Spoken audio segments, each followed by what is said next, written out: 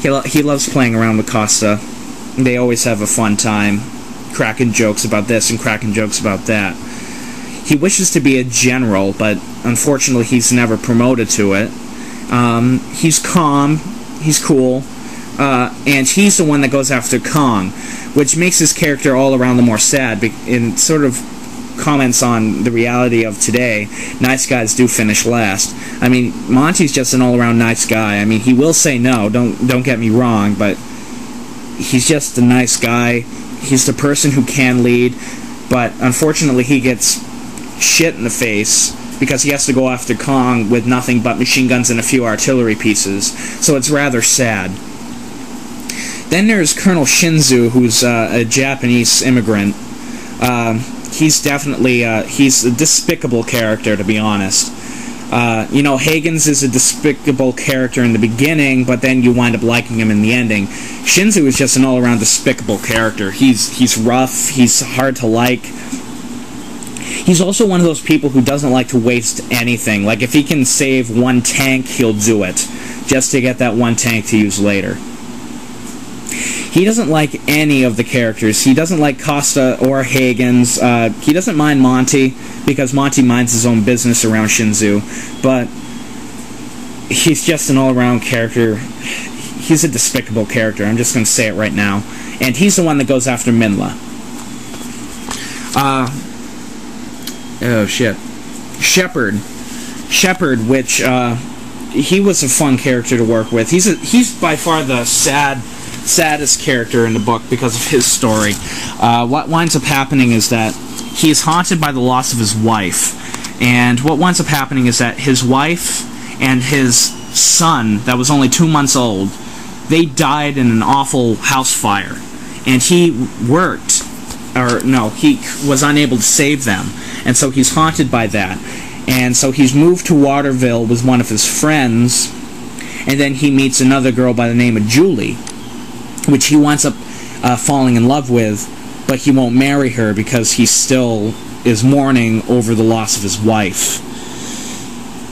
He knows a lot about Godzilla. He took a class in college about Godzilla, which what winds up happening is that not a lot of people do, because it happened a long time ago and people didn't pay any attention to it because Godzilla was killed by the oxygen destroyer. And so Godzilla is sort of forgotten. So when he returns, what winds up happening is that Shepard knows a lot of what's going to happen, and he's just plain old afraid to tell people what's going to happen, because he knows it'll start a mass panic, an even worse panic than what there was when they found out that Godzilla was going to land in Waterville. So he has to keep quiet from that, and he tries to be brave, but it's like, well, he winds up, you can definitely tell, by the end of the book he's brave. Like, the entire book up till, I think the middle, is he's trying to be as brave as he can, but he's scared to death. I'm going to be honest, he's scared to death. Like, you wouldn't be scared to death given the situation that he's in. He's just scared to death, but then he's brave. He does wind up getting brave towards the end of the book. Now, for supporting, those were all the main characters. For supporting characters, for Shepard, there is Ryan Martins, he's Shepard's best friend. He's stubborn as hell, and then what winds up happening, he drinks a lot and becomes an alcoholic. He has a girlfriend by the name of Colleen, and then a son by the name of Jimmy, who Jimmy loves Shepard just because of how nice he was. Jimmy's curious and wants to know his father more, because he becomes an alcoholic, and therefore Martins winds up becoming an alcoholic. Therefore, he winds up not liking Shepard for not going around saying, okay, here's what the deal is with Godzilla. And not only that, but what winds up happening is that Shepard sort of turns Jimmy against Martin, and Colleen against Martin, by mistake. And so there are several scenes of tension between Martins and Shepard. Like, there's a few scenes, there's a few fist fights thrown in there. And one scene that shows that even though Martin clearly despises Shepard by the end of the book, Shepard still considers Martin's a good friend, and even lies to Martin's girlfriend and his girlfriend about the fight, saying that it was just an accident, and blah blah blah, stuff like that. Julie, Shepard's girlfriend, absolutely loves Shepard. She's ambitious, she's patient, worries. She definitely cares about Shepard. She's not one of those people that's just dating him for his looks or something like that. She worries about him, and she's definitely she's probably the most nurturing character out of the book. Then there's Mickey, Colleen, Martin's girlfriend. She wants Martin to quit drinking. She's engaged with Martin's, but then what winds up happening is she calls it off because of his drinking, and she's nervous for Jimmy because of Martin's drinking. So Martin's drinking just goes too far, and it winds up turning against Martin's own sort of like disorder, turns against him, and so Martin's becomes a very sad character. McTavish, he works with General Costa, and honestly, if I was going to make this into a movie, he's the character I want to play. He's grudgy, he's angry, despises politics and the military, and despises politics and military combination, and he's great friends with Costa. Costa just loves this man because of how realistic this guy is.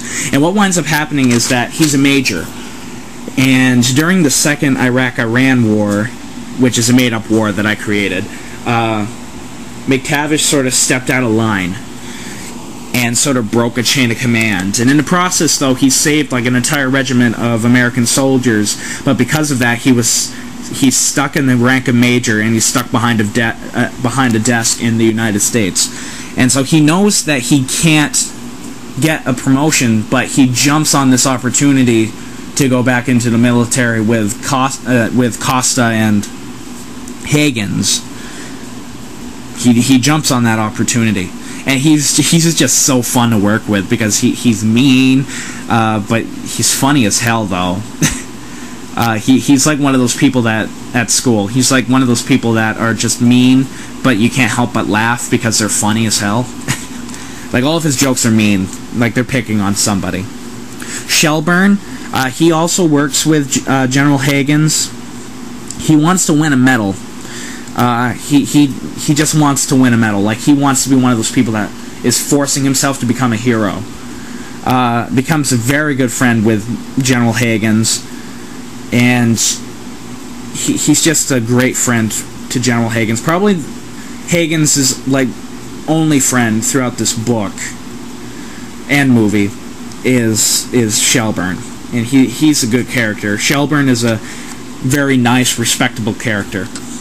Kelpie is the person who helps Colonel Montgomery.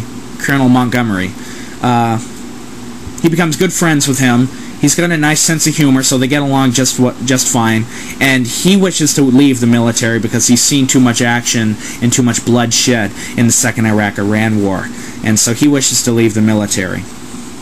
There's Crafton, Matthew Crafton, who he's with Shinzu, which these two are like complete opposite. He wishes to like Colonel Shinzu, but he's shy, he's quiet, he's calm, and he lets Shinzu do all the talking. Like if Shinzu says something, he's one of those people that, you know, you'd want to have on a job with you because he does it right off. He doesn't like to skip out on anything. He's usually involved. But the thing is that he's just the total opposite of Shinzu. Shinzu is very much in-your-face, loud, screaming, and then he's just shy and quiet. He's always in the background. And so those two definitely have a few arguments. There's Richard, which is Archer's second-hand man. He's a bit of a scaredy cat, but Archer likes him because of how dedicated he is to his work. he's worries about Archer because of how crazy he's getting. That's putting it nicely. And then he becomes good friends with another character named Joshua, who is the captain of that ship's first mate, and he despises Archer. He hates that guy's guts. But he was in the army, and he knows how to fight, which he's actually based off of Hayes in King Kong 2005, except this Joshua's white in this one. Then there's Captain Sweet, who is a very respectable character, but he's paid off by Archer. He wants money for the ship, and he travels with Archer and Richard for Kong. Wishes he never accepted Archer's money. Sweet is the character that's always nice. Or, no. Sweet just wants what's best for his people, what's best for his crew, and he thinks this is best for his crew at first. But then he starts realizing that, Archer's just crazy.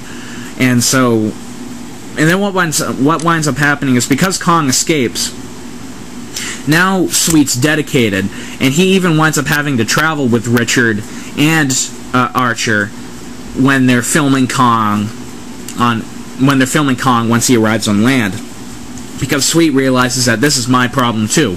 I helped you get this I helped you capture this creature.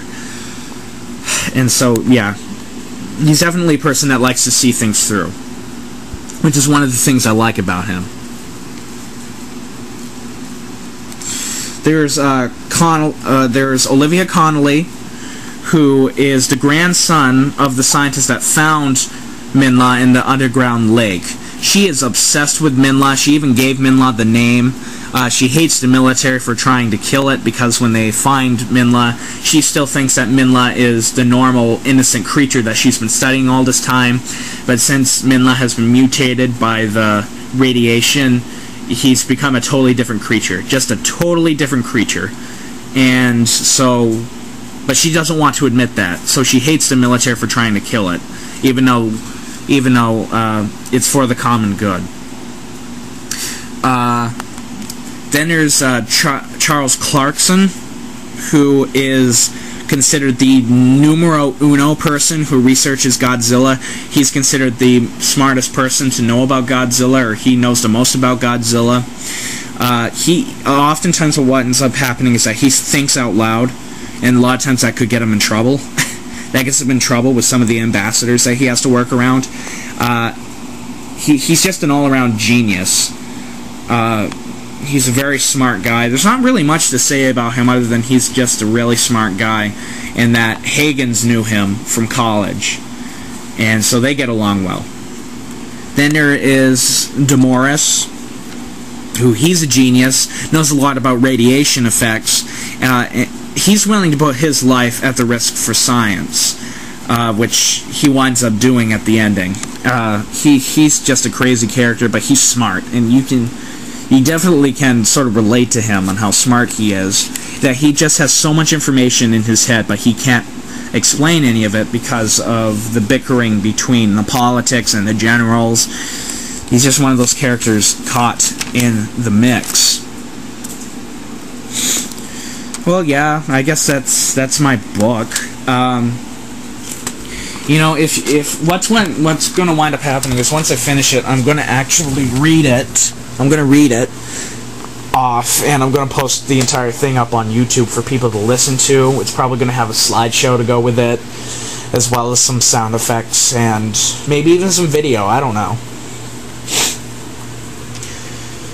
But if you are obsessed with kaiju, not just Godzilla films, but kaiju films in general, like I am, you will definitely get some of the references I make in it, like Varan from Varan the Unbelievable, Baragon from Frankenstein vs. Baragon, and, you know, even Kameba and Gezora from Space Amoeba, which is a very overlooked kaiju film.